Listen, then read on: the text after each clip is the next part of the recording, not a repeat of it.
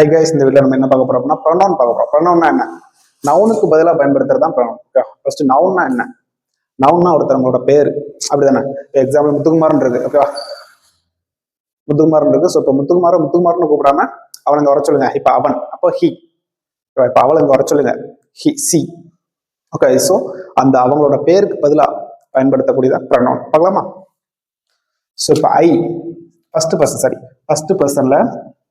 First பர்சன்ல யாரெல்லாம் வருவோம்? ஐ, B.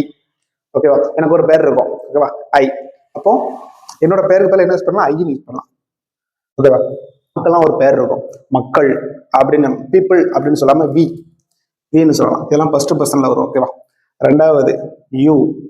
உங்களுக்கு ஒரு பேர் இருக்கும், சரியா?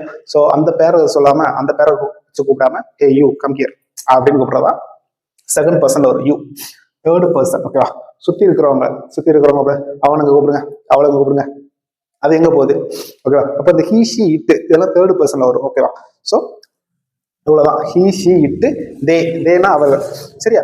ஸோ இதெல்லாம் தான் என்னது? ப்ரொனவுன். ஓகே, ஒரு பேருக்கு பதிலாக யூஸ் பண்ணக்கூடியது, அவ்வளவுதான். ஸோ இதுதான் pronoun. Okay, so thank you so much.